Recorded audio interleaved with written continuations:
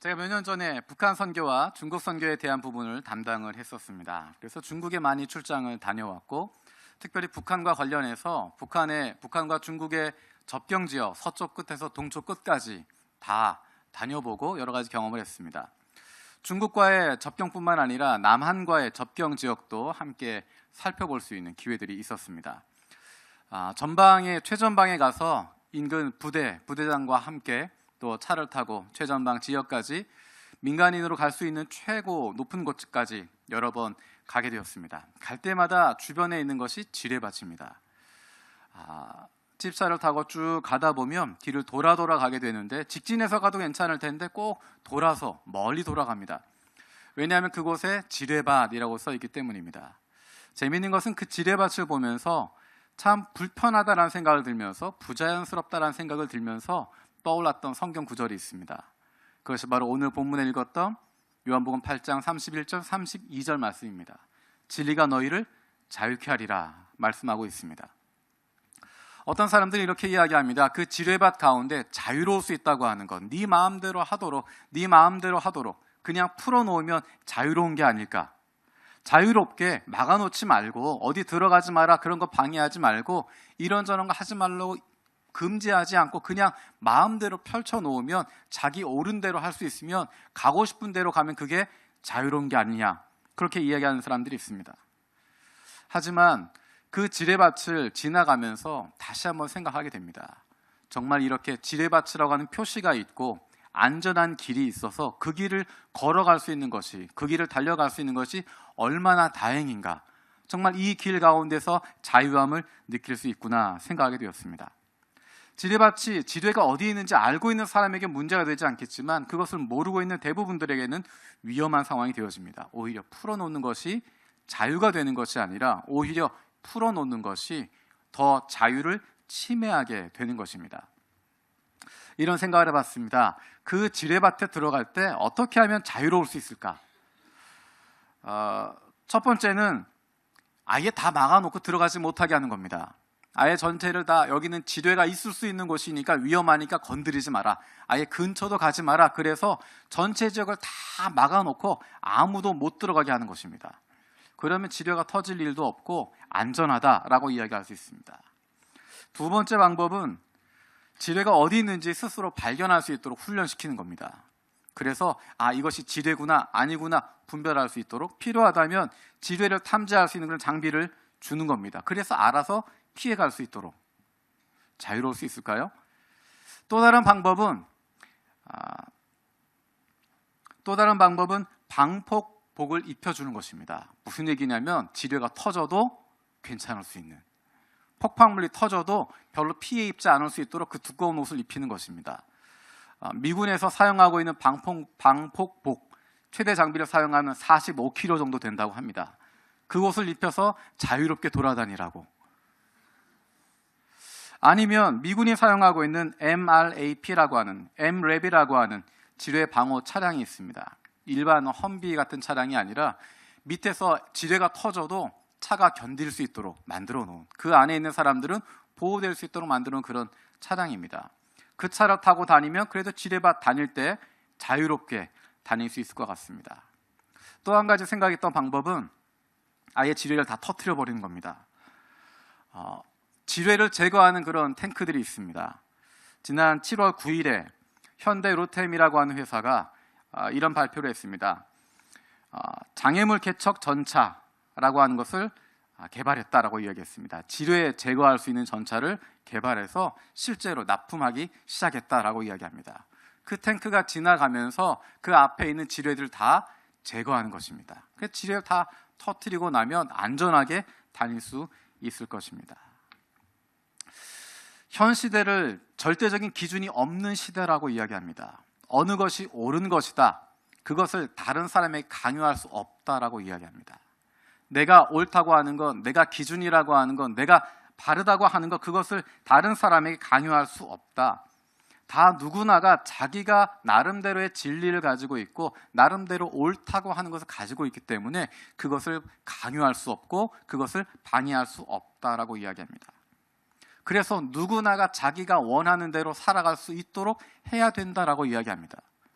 그것은 조금 전에 이야기했던 것처럼 마치 지뢰밭 가운데 어린아이를 풀어놓으면서 네 마음대로 가도 괜찮다라고 이야기하는, 누가 시키는 것 그대로 갈 필요 없다, 네 소신대로 가면 된다라고 이야기하는, 절대적인 진리는 있을 수 없다라고 이야기하는 그것과 마찬가지일 것입니다. 사람들이 어떤 특정한 진리에 대해서 거부하게 되어지는 것, 그 이유는 그 진리 자체에 문제가 있는 것이 아니라 여기에 들어가면, 여기에 가면 이런 문제가 있다라고 이야기하고 이 길로만 가야 된다라고 하는 가르침, 그 가르침 가운데 올바른 진리의 가르침이 아니라 그것을 가르쳐주고 있는, 또는 그 길을 제시하고 있는 사람의, 다른 표현으로 이야기하면 권력을 가지고 있는 사람, 권위를 가지고 있는 사람, 자기의 유익을 지켜야 될 사람, 그 시스템을 유지하고자 하는 사람, 그 사람의 개인적인 의견이 들어가기 때문입니다. 정말로 상대방을 배려하고 상대방의 입장에서 서주는 것이 아니라 길을 제시하는 사람의 입장에서 내 권력을 지키고 내 권위를 지키고 내가 가지고 있는 이 기득권을 유지할 수 있는 이 시스템을 유지하기 위한, 이 시스템을 계속 가져가기 위한 그런 가르침을, 그런 진리를 이야기하다 보니까 오늘날에는 그런 것들에 대하여 반대를 선언하게 되고 기존 체제와 체계를 해체해야 한다고 이야기하고 그것에 대한 전복을 이야기하는 것입니다. 그러다 보니까 아무런 보호장구도 없이, 아무런 도움도 없이, 아무런 대책도 없이 그냥 지뢰밭에 던져지는 것과 마찬가지입니다. 네 마음대로 지뢰밭에서 자유를 누려라라고 이야기하는 것입니다. 오늘 본문 말씀에서는 진리가 너희를 자유케 한다라고 이야기합니다. 우리를 자유케 하는데, 지뢰밭 같은 이 세상 가운데서 우리를 자유롭게 하시는데, 그것이 바로 진리를 통해서 우리에게 참 자유를 주시는 것은 진리라고 이야기합니다. 우리가 말하는 진리라고 하는 것은 누군가에게 우리의 생각을 강요하는 것 아닙니다. 기득권을 가지고 있는 사람, 권력을 가지고 있는 사람, 그 이익을 대변하거나 그 억압의 시스템을 그대로 유지하는 그런 진리가 아닙니다. 이 진리는 세상이 흔들려도, 세상이 변해도 흔들리지 않는 굳건한 진리를 이야기하는 것입니다. 시대가 지나갔어도 누구에게나 통용되어질 수 있는, 시대를 넘어서, 지역을 넘어서 어느 곳에서나 어느 시대에서나 자유를 만끽하도록 만들어주는 절대적인 진리를 이야기하는 것입니다. 오늘 본문에서 이야기하고 있는 진리가 바로 그것입니다. 우리 31절, 32절 말씀 같이 읽어보겠습니다. 31절, 32절입니다. 시작.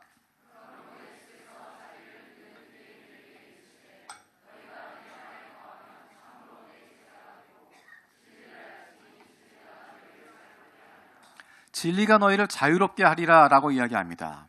그 이야기는 전제가 있습니다. 자유롭지 않다는 것입니다. 너희가 자유롭지 않다라는 전제가 있습니다. 그래서 자유케 한다는 것입니다. 또 한 가지의 전제는 우리 힘으로는 자유로워질 수 없다는 것입니다. 그래서 자유케 하시겠다라고 이야기합니다. 내 힘으로가 아니라, 내 내부적인 힘으로서가 아니라 외부적인 힘을 통하여서, 바깥에 누군가의 도움을 통하여서 자유를 주겠다라고, 자유롭게 하겠다라고 이야기합니다. 이 자유는 두 가지의 단계로 생각해 볼 수 있습니다. 첫 번째 자유는 부자유로부터의 해방을 이야기하는 것입니다. 해방으로서의 자유를 이야기하는 것입니다. 여러분 어디에 갇혀 있는 분 계십니까? 감옥에 갇혀 있거나 무언가 쇠사슬에 묶여 있거나, 혹시 그런 분 계십니까? 우리는 쇠사슬 묶여 있지 않은데, 감옥에 갇혀 있지 않은데, 어디 가택연금 되어 있지 않은데 우리에게 자유를 준다라고 이야기합니다. 우리를 해방시킨다고 이야기합니다. 거꾸로 이야기하면 우리가 쇠사슬에 묶여 있지 않지만, 감옥에 들어가 있지 않지만 정말 우리는 자유로운가? 정말 우리는 자유를 만끽하고 있는가? 우리는 세상의 가치관에 사로잡혀 있습니다. 그것으로부터 자유롭지 못합니다. 특별히 일본이나 한국에서 자랐던 사람들, 세상의 가치관, 다른 사람들이 어떻게 보는가, 다른 사람들이 어떻게 평가하는가, 다른 사람이 무엇라고 말하는가, 다른 사람이 좋다고 이야기하는 것, 다른 사람이 이 길이 정도라고 이야기하는 것, 이렇게 살아야 된다고 이야기하는 것, 이 나이가 되면 이런 일을 해야 된다라고 이야기하는 그 길을 벗어나지 못하는, 우리의 삶에 대해서 이미 세상 가운데 주어져 있는 좋다라고 이야기하는 것, 가야 한다고 이야기하는 것, 당연하다고 이야기하는 것, 그 길을 우리는 벗어나지 못합니다. 내가 결정한 것이 아니라 남들이 결정한 좋은 것, 남들이 결정한 올바른 것, 남들이 이야기하는 당연한 것, 그래야 한다라고 이야기하는 세상의 가치관 가운데 우리는 붙잡혀 있습니다. 나도 모르는 사이에 그것을 따라가게 되어져 있고, 자꾸만 그것에 비교하게 되어져 있고, 그것에 나를 맞추어 보게 되어지고, 그것에 우리의 자녀들을 맞추어 보면서 불행하다고 생각하고, 그 기준에 나를 맞추어 보면서 우리 가정은 불행하다고 생각하게 되어지는, 세상의 가치관으로부터 우리는 자유롭지 못합니다. 더 나아가서 인간들은 죽음에 갇혀 있습니다. 그 누구도 벗어날 수 없습니다. 아무리 훌륭한 사람도, 아무리 뛰어난 사람도, 아무리 천재 같은 사람도 그 죽음을 뛰어넘을 수 없습니다. 어느 누구에게나 그 죽음은 직면할 수밖에 없는 문제입니다. 그래서 어떤 사람들은 그 죽음을 애써 외면하라고 합니다. 죽는 것은 아무 의미 없다고 생각합니다. 그냥 이 세상에 살다가 가면 끝이지라고 스스로 위안하면서 죽음에 대해서 직면하려고 하지 않는, 죽음이라고 하는 것에 대해서 그것이 주는 의미에 대해서 애써 외면하고 생각하지 않으려고 하게 되어집니다. 하지만 누구나 죽음을 직면하면 그 목소리가 작아지고 마음이 소심해지고 얼굴이 창백해질 수 있습니다. 아무리 세상을 가진 것 같은 사람이라고 하더라도, 아무리 지적이고 아무리 많은 것 소유한 사람이라고 하더라도 죽음의 문제 앞에서 내 눈앞에 있는 죽음을 두고는 어리석은 일을 행할 수밖에 없고, 어리석은 결정을 할 수밖에 없고, 그 죽음을 피하기 위해서 안간힘을 쓸 수밖에 없습니다. 우리는 착하게 살고 싶은데, 선하게 살고 싶은데 그렇게 살아가지 못하는 우리의 모습에 갇혀 있습니다. 우리는 나쁘게 살고 싶은 사람 없습니다. 다른 사람 해치며 살고 싶은 마음 갖지 않습니다. 나를 사랑하는 사람 사랑하고 싶고, 내가 먼저 베풀고 싶고, 내가 먼저 나누고 싶은데, 내가 먼저 섬기고 싶은데, 내가 먼저 사랑을 주고 싶은데, 시간이 지나가면서 느끼게 되어지는 것은 내가 사랑한다고 자녀들에게 했던 그것이 그 자녀들의 평생 아픔이 되기도 하고, 내가 사랑하는 남편에게, 사랑하는 아내에게 했던 그 한마디 한마디가 그 마음에 못을 박는 이야기가 되어지기도 하고, 사랑한다고 이야기하지만 사랑하는 사람에게 내가 그 사랑을 나눠주고 싶지만 오히려 그 사람을 힘들게 하고, 사랑하는 사람들 눈에서 눈물이 나게 하고, 소중한 자녀들의 마음에 깊은 상처만 남기게 되어지는, 선하게 살고 싶지만, 착하게 살고 싶지만, 사랑하고 싶지만 사랑할 수 없는 나의 모습, 다른 사람의 입장에서가 아니라 내 만족을 위해서 사랑한다고 이야기하고, 사랑조차도 다른 사람의 입장이 아니라 그 사람을 위해서가 아니라 내 만족과 내 기쁨을 위해서 사용하게 되어지는 철저한 이기주의에 우리는 빠져 있고 거기서 벗어날 수 없습니다. 우리는 벗어나고 싶습니다. 우리가 갇혀있는 그곳으로부터 벗어나고 싶고 자유하고 싶고 거기에서 떨쳐 나가기를 원합니다. 오늘 본문에서 예수님 우리에게 이렇게 말씀하십니다. 32절에 너희를 자유케 하리라. 이 선언이 얼마나 대단한 선언인지 모르겠습니다. 너희가 벗어나라라고 이야기하지 않고, 너희가 이만큼 이르게 되면 자유를 너희들이 성취해라라고 이야기하는 것이 아니라 너희를 자유케 하겠다라고 말씀하고 계십니다. 잠깐의 휴식 시간을 이야기하는 것이 아닙니다. 잠깐 자유 시간을 주는 것을 이야기하는 것이 아닙니다. 우리가 평생 벗어날 수 없었던 그 노예되었던 상태에서, 그 속박에서, 그 억압에서, 거기에 붙잡혀 있는 상태에서 완전히 벗어날 수 있도록, 죄의 종의 상태에서 완전히 벗어날 수 있도록, 죽음의 상태에서 완전히 벗어날 수 있도록, 죽음에 있는 것이 아니라 이제 생명으로 옮겨주시는 그 자유를 우리에게 주시겠다고 말씀하십니다. 성경에서 이야기하는 자유는 단순한 해방만을 이야기하는 것이 아닙니다. 두 번째로 그 자유는 선택과 결단의 자유를 이야기하고 있습니다. 비우는 것으로 끝나지 않습니다. 비우는 것으로 끝나는 것이 아니라 채우는 것입니다. 진공 상태로 만드는 것이 아니라 무엇인가 거기에 담는 것입니다. 우리를 속박하고 있었던, 우리를 억압하고 있었던, 죄로 물든 것, 하나님을 대적하는 것, 하나님 떠나 있었던 것, 죽음의 문제, 거기에서 벗어나는 것으로 끝나는 것이 아니라, 그것이 종착역이 아니라, 그것이 종착 지점이 아니라, 거기에서 벗어나서 어딘가를 향해서 가야 하는 것입니다. 그렇지 않으면 더 나쁜 것들이 우리를 사로잡게 되어지기 때문입니다. 이스라엘 백성들이 종되었던 땅 이집트에서 나왔습니다. 이집트에서 해방되었습니다. 애굽에서 벗어났습니다. 죄된 땅에서 떠나게 되었습니다. 죽음의 문제를 해결하게 되었습니다. 근데 거기서 끝나지 않습니다. 애굽에서 나온 것, 이집트에서 나오게 되어진 것, 거기서 끝나는 것이 아니라 그들이 해야 할 것은 가나안 땅으로 들어가는 것입니다. 나오는 것으로 끝나는 것이 아니라, 죄의 문제 해결받은 것으로 끝나는 것이 아니라, 죽음의 문제 해결받는 것, 거기서 끝나는 것이 아니라, 용서받은 것으로 끝나는 것이 아니라, 이제 가야 할 곳이 있다는 것입니다. 가나안 땅에 들어가야 한다는 것입니다. 이스라엘 백성들은 애굽에서 하나님의 은혜로 나왔습니다.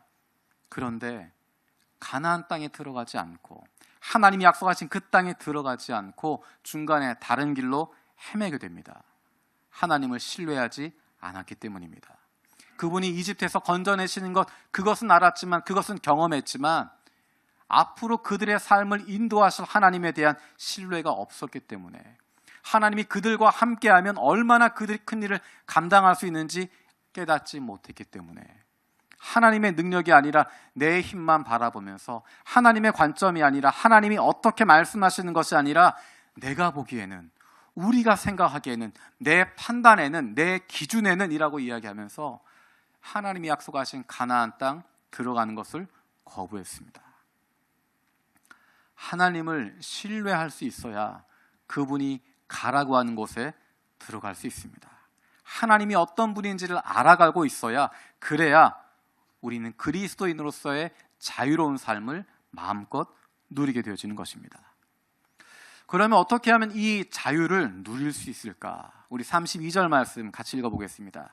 32절입니다. 시작.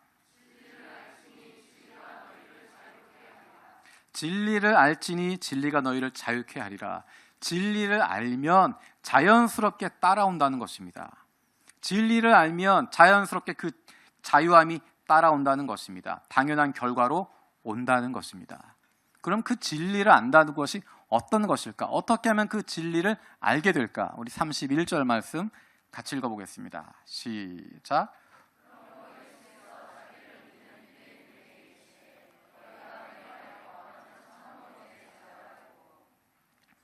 너희가 내 말에 거하면 참으로 내 제자가 되고, 32절의 말씀처럼 진리를 알게 된다라고 이야기합니다. 31절 첫 부분에 보면 예수님이 말하는 대상이 누구라고 되어 있습니까? 자기를 믿은 유대인이라고 되어 있습니다.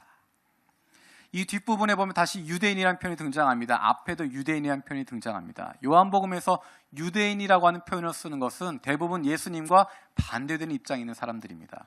종교 지도자들을 이야기하고 예수를 반대하고 있는 사람들을 유대인이라고 표현하는데, 특별히 31절에서는 자기를 믿은 유대인이라고 이야기합니다. 이 사람들은 우리가 지난번에 살펴보았던 8장 30절에 있었던 그 사람들입니다. 같이 한번 읽어볼까요? 8장 30절 읽겠습니다. 시작.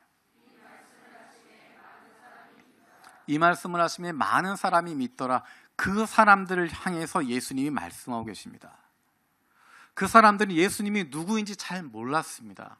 이 사람이 그리스도인지 아닌지도 잘 모르지만 이분이 어쨌든 하나님의 아들인 것 같기도 하고, 무언가 그를 믿을 만하다 생각이 들어서 예수를 믿기 시작했습니다. 예수님이 말씀하신 것 그 사람들에게 이야기합니다. 예수를 믿게 되어진 것, 그것으로 끝나는 것이 아니라는 것입니다. 거기서 끝나는 것이 아니라 그 다음으로 나아가야 한다는 것입니다. 예수를 알았다고 하는 것, 예수를 믿기 시작했다고 하는 것, 그것이 자유함을 주는 것이 아니라, 그것이 진리를 알게 하는 것이 아니라, 그것을 이루기 위해선 다음 단계가 필요한데 예수의 제자가 되어야 한다는 것입니다. 예수의 말이 그 안에 거하게 되어질 때, 예수의 말이 그 안에 거하게 되어질 때 제자가 되어지고, 그러면 진리를 알게 되고 그로써 자유를 얻게 된다 이야기하십니다. 예수 그리스도 안에서 드러난 하나님의 말씀, 하나님, 그분을 알게 된다는 것입니다. 예수님을 왜 진리라고 이야기하게 될까? 예수님은 우리가 살펴보았던 것처럼 나는 누구다라고 말씀하십니다. 에고 에임이라고 말씀하시는데 그 말씀은 출애굽기에 나와 있었던 여호와라고 말씀하셨던, 나는 스스로 있는 자다 말씀하셨던 그 구절을 그대로 인용하셔서 내가 바로 그 여호와 하나님이다라고 말씀하고 계십니다. 그분이 바로 예수님이 여호와 하나님이신데, 창조주 하나님이신데, 그분께서, 그 하나님이 인간의 몸을 입고 성육신 하셔서, 인카네이션 하셔서 인간의 몸으로 이 땅에 오신 것입니다. 이 땅에 오셔서 사람들 잘 살고 있나 감시하는 것이 아니라, 점수 매기는 것이 아니라, 너희들 내 말대로 잘 따르고 있는지 암행어사처럼 살펴보고 있는 그런 것이 아니라, 하나님께 도저히 나아갈 수 없는 인간들, 자기의 능력으로는, 자기의 노력으로는 도저히 하나님께 나아갈 수 없고 거룩하신 하나님 앞에 나아갈 수 없는 그 인간들을 위해서 자신의 몸을 내어주시기 위해서 십자가에 달려 죽으시고, 그 몸이 찢기시고 그 혈관에 모든 피가 다 쏟아질 때까지 우리를 사랑하셔서 우리에게 생명을 주시고 우리에게 구원을 주시기 위해서 이 땅 가운데 오신 것입니다. 이 세상의 그 어떤 종교에서도 이런 이야기 하지 않습니다. 이 세상의 그 어떤 신도 자신을 내어주면서 사람들을 사랑했다라고 이야기하지 않습니다. 예수님은 우리를 사랑하셔서 자신의 모든 것을 다 버리시고 인격으로 이 세상 가운데 오시고, 인생으로 이 세상 가운데 오시고, 이 세상 가운데 발 딛고 서셔서 저와 여러분들을 위해서 십자가에 달려 그 몸이 찢기시고 그 피 마지막 한 방울까지 다 흘리시며 우리를 사랑해 주셨습니다. 사랑으로 오신 그분을 우리가 안다고 하는 것, 그것이 바로 그 진리를 아는 것이고, 그 사람은 예수 그리스도의 말씀 가운데 거하게 되고 예수의 제자가 된다라고 이야기합니다. 안다라고 하는 것이 어떤 것일까? 그것은 단순히 지식적으로 듣는 것을 이야기하지 않습니다. 지식적으로 아는 것 이야기하지 않습니다. 주소 아는 것처럼, 이름 아는 것처럼, 전화번호 아는 것처럼, 또는 성경 구절 몇 구절 외우고 있는 것처럼, 혹은 어떤 프로그램 마치는 것처럼, 내가 1년 동안, 2년 동안 어떤 과정 마스터하는 것처럼 그런 것을 통해서 되는 것을 안다라고 이야기하지 않습니다. 지식을 갖게 되어지는 것, 그것이 아는 것이 아니라, 과정을 마치는 것, 그것을 아는 것이 아니라, 그 말씀을 통해서 내 삶의 변화가 일어나게 되어질 때, 몇 구절 되지 않는 말씀이지만 그 말씀 때문에 내 삶이 변화되기 시작할 때, 그 말씀이 내 삶에 영향을 주기 시작할 때, 그 말씀이 내가 살아가는 동안에 떠올라서 그 말씀 때문에 내가 기도하게 되어지고, 그 말씀 때문에 내가 눈물 흘리게 되어지고, 그 말씀 때문에 다른 사람에게 손 내밀게 되어질 때, 그 말씀 때문에 내가 더 이상 이렇게 살지 않겠습니다 기도하게 되어질 때, 그것이 바로 진리를 아는 것이라고 이야기할 수 있습니다. 그 말씀이 내 삶에 영향을 주고 있을 때, 내 삶의 변화가 일어나고 있을 때, 그것으로 말미암아 내가 결정하는 순간에, 내 삶에서 의사결정할 때 그 말씀에 따라서 내가 원하는 것이 아니라 주님이 원하는 것을 향해서 결정할 수 있게 되어질 때, 그것을 비로소 안다라고 이야기할 수 있습니다. 그럼 우리가 어떻게 진리를 알 수 있을까? 우리의 노력으로 가능한 것일까? 우리 31절 말씀 다시 한번 읽어보겠습니다. 31절입니다. 시작.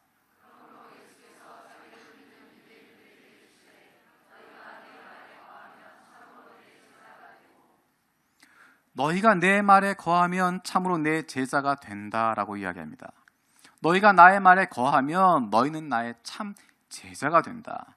그러면 너희가 진리를 알게 될 것이고 진리가 너희를 자유롭게 할 것이다 이야기합니다.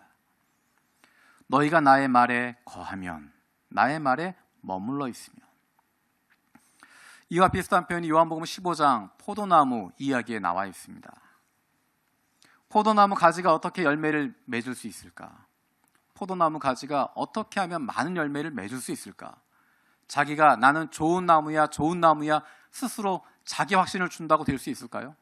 그 포도나무 가지가 열심히 헌신하고 노력한다고 가능할 수 있을까요? 그 포도나무 가지가 나름대로 무슨 방법을 쓴다고 그것이 되어질 수 있을까요?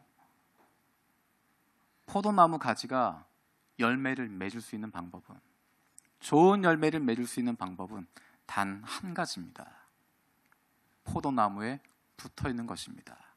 붙어 있으면 열매가 맺어지게 되어져 있습니다. 내가 노력해서 맺는 것이 아니라, 내가 노력해서 성취하는 것이 아니라 그 포도나무에 붙어 있으면 열매는 자연스럽게 따라오는 것입니다. 어떤 사람은 조금 더 굵은 열매가 맺힐 수도 있고, 어떤 사람은 조금 작은 열매가 맺힐 수도 있겠죠. 어떤 사람은 많은 열매가 맺히겠고, 어떤 사람은 숫자가 좀 적을 수도 있겠죠. 내가 노력하는 것에 의해서가 아니라 그분에게 붙어 있으면, 그분 안에 거하고 있으면, 말씀 가운데 거하고 있으면 저절로 자연스럽게 열매를 맺는 것 따라온다는 것입니다. 그럼 도대체 거한다는 게 뭐냐? 말씀에 거한다는 게 뭘까? 쉽게 그냥 이야기할 때 말씀에 거하고 싶습니다, 예수님 안에 거하고 싶습니다 이야기하는데 구체적으로 어떤 모습일까? 세 가지 정도의 모습을 생각해 봤습니다. 구체적으로 예수 그리스도 안에 거한다고 하는 것, 그 말씀에 거한다고 하는 것이 어떤 삶이, 어떤 모습일까? 첫 번째는 일상 속에서 그리스도인으로 살아가는 것입니다. 교회 안에서만, 주일날만, 금요일 밤에만, 특정한 시간, 특정한 날에만 그리스도인으로 살아가는 것이 아닙니다. 매일의 삶 속에서 그리스도인임을 기억하고 그렇게 살아가는 것입니다. 교인들 만날 때만, 직장에서도 우리 교회 다니는 직원들 만날 때만 그리스도인 되는 것이 아니라 매일의 삶 속에서 내가 어디에 있든지 무슨 일을 하든지 그리스도인으로 살아간다는 것입니다. 우리가 조심해야 될 부분이, 우리의 삶 속에서 그리스도인으로 산다라고 하는 부분을 잘못 착각할 때가 있습니다. 착하게 산다라는 것입니다. 착하게 사는 것과 그리스도인으로 사는 것 다른 이야기입니다. 착하게 산다고 하는 것과 그리스도인답게 산다고 하는 것 별개의 이야기입니다. 그리스도인답게 산다고 하는 것은 그리스도의 정체성을 갖는 것입니다. 내가 예수 그리스도의 사람이라고 하는 것, 내 의사결정의 중심이 예수 그리스도라고 하는 것을 기억하는 것입니다. 내가 어떤 일을 할 때도 예수 그리스도 때문에 하는 것이고, 예수 그리스도가 내 판단의 기준이 되어지는 그 사람이 바로 그리스도인이라고 이야기할 수 있습니다. 그리스도인으로 살아가라고 하는 것, 그것은 늘 성공하라고 이야기하는 것이 아닙니다. 우리가 잘못 생각하는 것, 내가 잘 되면, 내가 잘 돼야, 우리 가정이 복받아야 다른 사람들에게 예수님께 영광 돌리게 된다고 생각하는 것, 잘못된 생각입니다. 그렇지 않습니다. 잘 되는 것, 공부 잘하는 것, 좋은 직장 가는 것, 건강해지는 것, 그것과 일상에서 그리스도인으로 살아가는 것 전혀 관계없습니다. 예수 안 믿어도 돈 많이 벌 수 있고요, 예수 안 믿어도 충분히 건강할 수 있고요, 예수님 몰라도 좋은 가정 이루어갈 수 있습니다. 성공할 수 있습니다. 일상에서 그리스도인으로 살아간다고 하는 것은 내 삶의 문제에 붙잡히지 않는다는 것입니다. 내가 부하든지 가난하든지 그것이 나를 사로잡지 못한다는 것입니다. 비록 내 건강이 시원치 않아도, 비록 내 병이 낫지 않아도, 비록 내가 가지고 있는 문제들 해결되지 않아도 그래도 괜찮다 고백할 수 있는 것, 우리 가정에 여러 가지 문제들이 있는데 그것 해결되지 않아도 괜찮다 이야기할 수 있는 것, 때로는 내가 실수하지만, 실패하지만, 그리스도인답지 못하게 살았다 자책하게 되어지지만 거기서 끝나는 것이 아니라 내가 실수했지만, 실패했지만, 정말 죄 지으며 살았지만 그래서 주님이 필요합니다 고백하게 되어지는, 나의 부족함 때문에, 나의 모자람 때문에 오히려 예수 그리스도를 붙잡게 되어지는, 오히려 나의 모자란 것 때문에, 실패한 것 때문에, 실수한 것 때문에 다시 털고 일어나서 하나님 붙잡을 수 있는 사람, 그 사람이 바로 일상 속에서 그리스도인으로 살아가는 것입니다. 어떻게 하면 주님의 말씀 가운데 거할까? 두 번째는 즐거워하는 것입니다. 즐거워하고 기뻐하는 것입니다. 말씀을 읽고 묵상하고 그것을 삶에 실천하는 것, 즐거워하는 것입니다. 그것을 즐길 수 있는 것입니다. 그것은 성경이 재밌어서가 아닙니다. 제가 농담처럼 하는 이야기가 바울 서신 또 복음서에 나와 있는 내용들 재미없다고 이야기합니다. 왜 재미없나? 성경이라고 생각하고 읽기 때문에 재미가 없습니다. 아무리 재미있는 것도 성경 말씀에라고 이야기하면 재미가 없게 들리게 되어져 있습니다. 성경 말씀은 재미없습니다. 재밌고 웃겨서 즐거운 것이 아니라 그것에 가치가 있기 때문에 그것을 우리가 즐거워하는 것이고 기뻐하는 것입니다. 다른 세상의 것들보다, 다른 것들보다, 세상 사람들이 기뻐하는 것보다 훨씬 더 중요한 가치가 그 안에 담겨져 있기 때문에, 그래서 그것을 기뻐하는 것이고 즐거워하는 것입니다. 힘들지만, 어렵지만, 억지로 웃어가면서도 내가 이 길, 내가 선택한 것이고, 내가 어렵지만 주님이 나와 함께 하신다고 확신하기 때문에 그 길을 걸어가는 것입니다. 억지로 하는 것 아닙니다. 어차피 가야 할 길, 기쁨으로 가는 것입니다. 가끔 그런 이야기 하는 분들 계십니다. 목사님으로 사는 거 힘들고 어렵지 않으세요? 여러 가지 대답을 할 수 있습니다. 그분이 어떤 뉘앙스로 물어보느냐에 따라서 대답할 버전이 여러 가지가 있습니다. 정말로 저를 걱정해서 목사님 힘드셔서 어떻게 해요? 물어보는 분 계시고, 어떤 분들은 그 정도면 뭐 잘 살고 있는데 부족한 거 있다고 얘기하나 보자 라고 하는 분도 계시고, 어떤 분은 제가 대답하기 전에 지나가시는 그런 분도 계십니다. 사역자가 된다고 하는 것 또는 선교사가 된다고 하는 것, 헌신하는 일이고 힘든 일입니다. 하지만 그 길을 가는 이유는 기쁘기 때문입니다. 배불러서가 아닙니다. 즐거워서가 아니고 풍요로워서가 아닙니다. 다른 길을 갔으면 훨씬 더 재미있는 길 갈 수 있고, 다른 직업을 선택했으면 훨씬 더 잘할 수 있고, 다른 길을 걸어갔으면 사람들에게 떵떵거리며 살아갈 수 있을 텐데, 그 길 가지 않고 이 길 가는 것은 이 길이 기쁘기 때문입니다.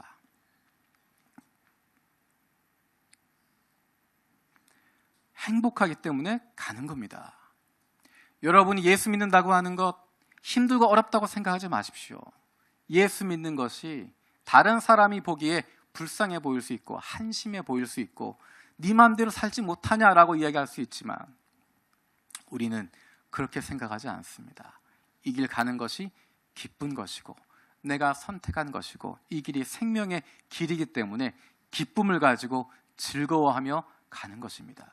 예수의 말씀에 거한다고 하는 것, 예수 그리스도 안에 거한다고 하는 것, 남들이 보기에 즐거워하지 못할 상황에서도 기뻐할 수 있는 것이고 즐거워할 수 있는 것이고, 자녀가 힘들어져도, 가정에 문제가 생겨도, 남들이 보면 그 가정 절단나고 깨질 거라고 생각하는 그 순간에도 웃으며 털고 일어나는 모습, 즐거워하는 모습, 기뻐하는 모습, 그것이 바로 예수 그리스도 안에 거하는 사람들의 모습이고, 그것이 바로 말씀 가운데 거하는 모습입니다. 세 번째로 예수 안에 거한다고 하는 것, 그것은 서로 격려하는 것입니다. 말씀에 거하는 사람, 예수 그리스도 안에 거하는 삶은 혼자서 살아갈 수 없습니다. 혼자서 그 말씀대로 그 말씀 지켜가며 살아가는 것 안 됩니다. 공동체가 필요합니다. 우리가 어려서부터 부모님에게 늘 듣는 이야기가 있습니다. 좋은 친구 사귀어라. 자녀가 만약에 내 자녀가 무언가 학교에서 나쁜 짓을 하거나 잘못한 일을 하게 되면 부모님들이 꼭 하신 이야기가 있습니다. 우리 애는 괜찮은 애인데 나쁜 친구 사귀어서 그렇게 됐습니다. 그 나쁜 친구의 부모님 뭐라고 이야기할까요? 우리 애는 괜찮은데 나쁜 친구 사귀어서 그렇다라고 이야기합니다. 어떤 친구를 사귀느냐가 굉장히 중요합니다. 좋은 친구를 만날 것인가, 좋은 공동체를 만날 것인가, 다르게 생각할 필요가 있습니다. 좋은 친구를 만나는 것이 아니라 좋은 친구가 되어주는 것입니다. 내가 먼저 다른 사람에게 좋은 친구 되어주는 것입니다. 좋은 공동체 찾는 것이 아니라, 좋은 공동체 찾아가는 것이 아니라 내가 있는 공동체를 좋은 공동체로 만들어가는 것입니다. 어떤 공동체가 좋은 공동체일까? 모이면 늘 성공했던 이야기, 이렇게 했더니 우리 집이 잘 되더라. 이렇게 했더니 우리 아이들이 잘 되더라. 이렇게 하면 성공하더라. 이렇게 하면 건강하더라. 이렇게 하니까 하나님이 우리에게 복 주시고 은혜 주시더라. 그렇게 나누는 공동체가 좋은 공동체일까요? 저는 그렇게 생각하지 않습니다. 그 공동체는 나쁜 공동체입니다. 그건 공동체가 아닙니다. 어떤 것이냐면 자랑하기 위해 모인 그룹입니다. 거기서 서로 자랑하는 것입니다. 내가 가지고 있는 건 남들에게 자랑하는 것이고 보여주는 것이고 그것 통해서 인정받고 싶은 것입니다. 공동체가 아니라 경연장이 되는 것입니다. 서로 자랑하는 곳이 되는 것입니다. 좋은 공동체는 실패한 것을 이야기할 수 있는 곳입니다. 내가 실패했다. 내가 힘들다. 내가 실수했다. 내가 잘못했다. 우리가 이런 어려운 건데 빠졌다. 그 다음에 잘 됐다는 이야기를 하는 것이 아니라 아직도 힘들고 어렵다. 어떻게 풀어가야 될지 모르겠다. 말씀대로 살려고 노력하는데 사업은 더 어려워진다. 말씀대로 살고 싶은데 자녀들은 그 마음대로 잘 되지 않는다. 내가 기도하는 대로 내가 살아가지 못한다. 매일의 나의 삶을 보면 늘 실수하고 늘 실패하고 모자라다고 하는 이야기를 할 수 있는 공동체, 그런 공동체가 좋은 공동체입니다. 왜냐하면 그렇게 말할 수 있다고 하는 것은, 나의 실패를 이야기하고 나눌 수 있다고 하는 것은 다른 사람들이 그것 가지고 놀리지 않는다는 것 알기 때문입니다. 다른 사람들이 그것 가지고 판단하지 않는다는 확신을 가지기 때문입니다. 다른 사람들이 나를 비아냥거리거나 넌 그거밖에 안 돼? 네 수준은 그거밖에 안 돼? 라고 이야기하는 것이 아니라 오히려 기도해준다고 하는 것 알기 때문에, 신뢰하기 때문에 그렇게 나눌 수 있는 것입니다. 그런 공동체가 좋은 공동체입니다. 그런 공동체를 만들어가는 것입니다. 우리가 그런 공동체를 함께 만들어가는 것입니다. 누가 만들어주는 것이 아니라, 남들이 좋은 공동체 되어지는 것, 주어지는 것이 아니라, 여기에 있는 우리 한 사람 한 사람들이 내가 속한 공동체를 좋은 공동체로 바꾸어가는 것이고, 내가 그렇게 만들어가는 것입니다. 어떻게 만들어갈 수 있을까요? 내가 먼저 바보가 되는 겁니다. 내가 먼저 모자란 사람 되는 겁니다. 내가 먼저 실패한 것 이야기하고, 나의 기도 제목 이야기하고, 나의 어려운 부분을 같이 나누고, 다른 사람이 얕잡아 보는 것 같아도, 다른 사람이 너 참 부족하다고 이야기하는 것 같아도 그거 신경 쓰지 않고, 내가 먼저 나누기 시작하면, 내가 먼저 나의 약함을 고백하기 시작하면, 나의 모자란 것 이야기하고 기도를 부탁하기 시작하면, 함께 기도하는 가운데 그 공동체가 달라질 수 있습니다. 좋은 공동체는 그냥 주어지지 않습니다. 그것을 원한다면 기도하는 것이고, 애쓰는 것이고, 힘쓰는 것이고, 노력하는 것이고, 시간을 쓰는 것이고, 물질을 써야 하는 것이고, 몸을 움직여야 하는 것이고, 내가 먼저 힘들어야 하는 것이고, 내가 조금 더 불편해야 됩니다. 그리스도 안에서 살아가고 있는 사람들은 예수 그리스도의 말씀, 그 말씀을 붙잡고 살아가고, 그 말씀이 내 삶에 영향을 미치게 되어지고, 그 말씀으로 말미암아 힘을 얻게 되어지고, 그래서 진리를 알게 되어지고, 그로 말미암은 진정한 자유를 누리게 되어지는 사람들입니다. 예수님 말씀하시는 가운데 33절에 예수님을 믿은 유대인들이 재미있는 이야기를 던지고 있습니다. 우리 33절 말씀 같이 읽어볼까요? 33절입니다. 시작.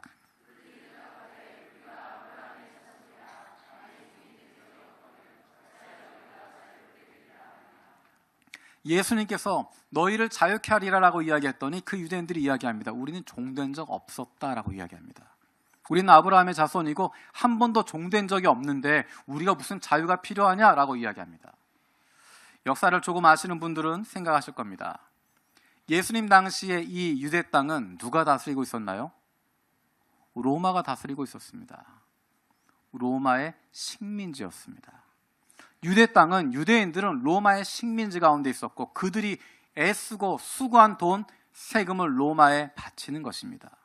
로마의 종된 사람들입니다. 로마만 그랬을까요? 그 전에는 그리스의 식민지였습니다. 그 전에는 바사 제국이 다스리고 있었습니다. 바벨론 제국이 다스리고 있었습니다.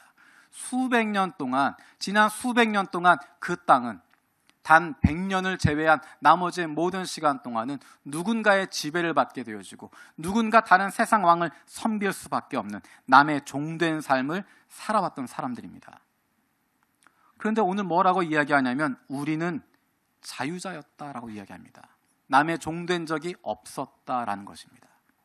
현실적으로 보면, 정치적으로 보면 로마의 압제 아래에 있지만, 로마가 우리를 다스리고 있지만, 그전에는 그리스가 다스렸지만, 바사 왕국이 다스리고 바벨론 왕국이 다스렸지만 그들의 다스림을 우리는 받지 않았다는 것입니다. 현실에서는 먹고 사는 문제는 거기에 의해서 움직였지만 우리의 삶은 그들이 우리의 왕이 아니라, 세상 왕이 우리의 왕이 아니라 하나님이 우리의 왕이었다는 것입니다. 그래서 시대는 바뀌었지만, 세상의 왕들은 바뀌지만 우리는 하나님의 백성으로서의 하나님의 다스림을 받는 자유자로 살았다라고 이야기하는 것입니다. 이 얼마나 놀라운 고백인지 모릅니다. 그런데 예수님은 그들을 보시면서 이야기하십니다.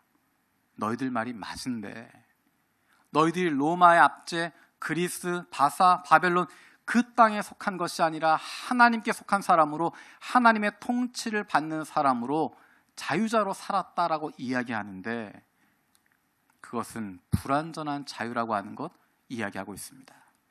유대 사람들은 자신들의 혈통이 아브라함의 자손이기 때문에 자유자라고 이야기합니다. 자신들이 가지고 있는 율법이 있기 때문에 자유자라고 이야기합니다. 자신들이 가지고 있었던 신념이 있었기 때문에, 그들의 가치가 있었기 때문에, 그래서 그 열심 때문에 우리는 자유자라고 이야기합니다. 하나님의 다스림을 받고 있는 자유자라고 이야기하는데, 실상 그들은 하나님과 관계없는 삶을 살아가고 있습니다. 하나님이 왕된 삶이 아니라 자신들의 욕심이 왕이 되어져 있고, 자기 스스로가 왕이 되어서 자기의 삶을 다스리고 있는,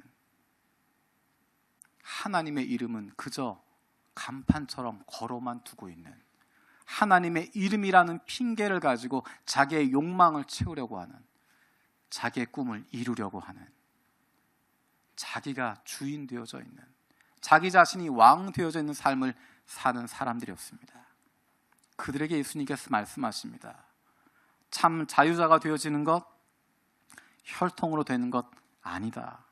신념으로 되는 것 아니다. 율법으로 되는 것 아니다. 역사로 되어지는 것, 열심으로 되어지는 것 아니고 오직 예수 그리스도로 말미암아, 예수 그리스도를 통하지 않고서는 진정한 자유를 얻을 수 없다 이야기하십니다. 십자가에서 돌아가신 예수 그리스도, 그분의 피가 아니면, 그분의 보혈이 아니면 우리의 죄를 씻을 수 없다 말씀하십니다. 그분의 보혈이 아니면, 십자가에 찍히신 예수 그리스도의 몸과 마지막 한 방울까지 흘리신 예수 그리스도의 그 피가 없으면 우리의 죄의 문제는 해결받을 수 없고, 죄인이 우리는 절대로 거룩하신 하나님께 나아갈 수 없고, 그분을 아버지라고 부를 수 없고, 그분 근처에도 갈 수 없는 존재들이라고, 스스로 하나님의 자녀라고 생각하지만 하나님의 자녀가 아니라 죄의 종일 뿐이라고 이야기하십니다. 예수님은 저와 여러분들을 자유케 하시기 위해서 이 땅 가운데 오셨고, 십자가에서 그 몸이 찢기시고 그 혈관의 모든 피를 다 쏟으심을 통하여서 저와 여러분들을 사랑해 주셨습니다. 우리가 오늘 성찬식을 통해서 기억하는 것, 다시 그것을 기억하는 것입니다. 주님이 우리를 구원하셨기 때문에, 우리에게 생명을 주셨기 때문에 성공적인 삶을 살아가야 하는 것 아닙니다. 실패하는 것 괜찮습니다. 뜻대로 살아가지 못하는 것 괜찮습니다.